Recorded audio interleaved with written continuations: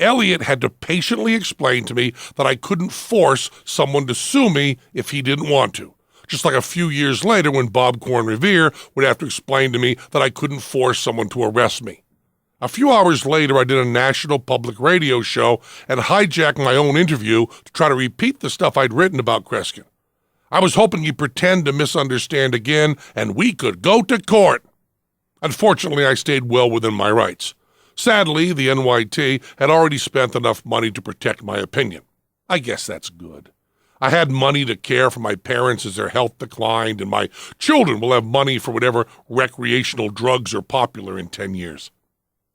In 1994, Kreskin was booked at the Debbie Reynolds Hollywood Hotel in Las Vegas.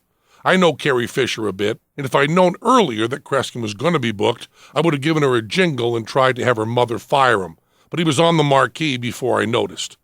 I felt compelled to see Kreskin's show.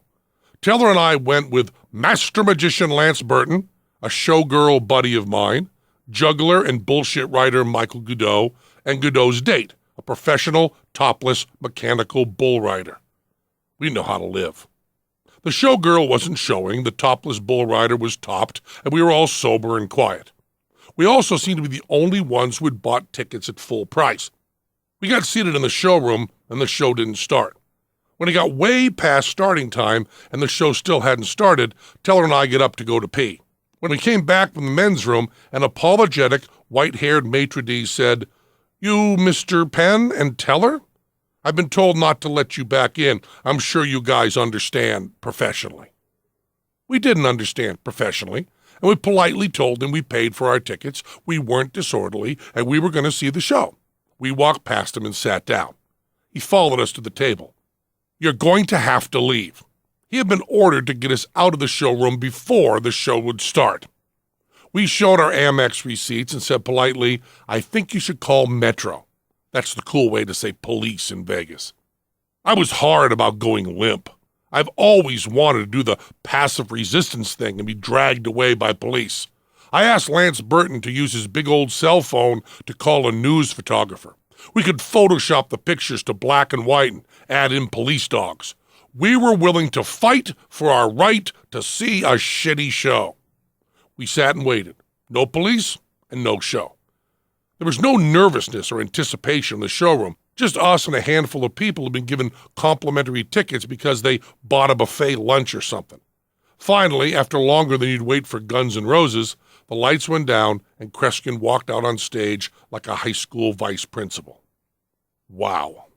James Bond always has really cool, strong, smart villains. My nemesis was a thin, pathetic guy doing a matinee for 6 fully paid tickets, some twofers, and a bit of paper. I started to feel sorry for him. It had been 28 years since my parents bought me a shitty toy that I didn't really need.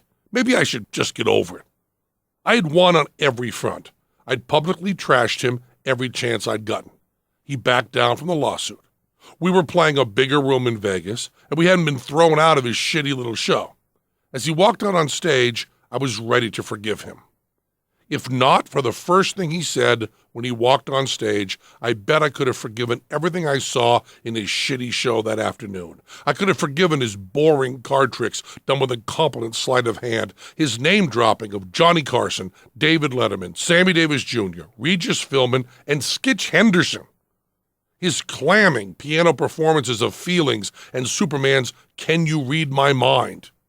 I could have shrugged off his desperately explaining over and over again how famous he was and bragging about reciting the lyrics to One Life to Live with some Pops orchestra and continued my magnanimous feelings as he then recited the lyrics to One Life to Live. I would have been tested when the mind-reading section came. I think the trick he did was by that 1940s mentalist Dunninger, just right out of his books. Kreskin even ripped off Dunninger's weasel words about his tricks being done by natural and scientific means, and saying, "I am no fortune teller." I'm sure he considers this a disclaimer, but it does lack the important sentence, "I'm not using ESP, I'm just doing shitty fucking tricks." To do his mind reading, he asked us to write down thoughts on little pieces of paper so he could sneak a look. He thought he fooled people by giving them his word that he really wasn't sneaking a look. Teller wrote in his piece of paper, "Dunninger is rolling in his grave." And I wrote the question, "How do you live with yourself?" on mine. Kreskin never got around to reading those thoughts in our minds. He guessed someone's phone number contained 702, the area code for Vegas. And he was wrong. Even with all this and his hateful opening, we didn't disrupt the show. We didn't make a peep. He didn't do many tricks, and no good ones. They were hack tricks that have been around forever, and he's been doing them forever, and the only astonishing thing was that he hadn't gotten better with all the repetition. He hadn't learned a thing. The jokes he told were awful, and he insulted the audience for not laughing, pretending he was working over their heads. He said, "You'll find yourself waking up in the middle of the night laughing." I hate when performers blame their audiences for not getting jokes. But I could have forgiven all that, I suppose, if not for his opening. He even used Dunninger's closing line. "To those who believe, no explanation is necessary. To those who do not, no explanation is possible." Dunninger was a big swinging dick. You could admire Dunninger's bravado. Kreskin is a fucking weasel. Kreskin ended by trying to force a standing ovation, and as the audience walked out, he pretended he got one. Everyone who didn't have their back to the stage was embarrassed. I could have forgiven all that. I've grown some since I was 11. I could be bigger than all that. But I couldn't be bigger than the first thing he said when he walked on stage. I guess he felt he needed to explain why his show was starting so late. I guess he didn't want to say it was because he was trying to get Penn and Teller thrown out and they were going to be assholes and go all limp Gandhi on his ass. What he came up with will make it very hard for me to ever forgive him. When he walked on stage, took a few deep breaths, pretended to have some trouble pulling himself together, and said the show had been delayed because he had been on the phone awaiting news about the well-being of his sick mother. And thank God she was all right. Maybe his mother really was sick and he really was waiting on a real phone.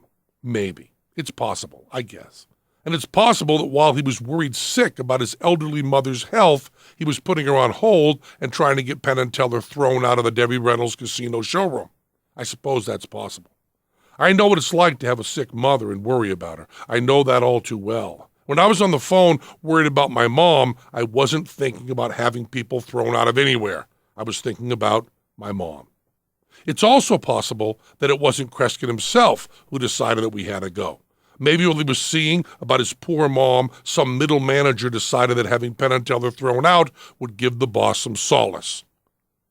It is also possible that Kreskin was lying. It's hard for me to believe that anyone would be scummy enough to lie about his mom's health. Even this guy who ripped off my mom and dad with his shitty little advanced fine Kreskin ESP set and made me hate science. If Kreskin was lying on stage in Vegas about his mother being sick, fuck him in the neck. I hope he sues me. Love theme from Superman, London Symphony Orchestra. Liar! The Sex Pistols.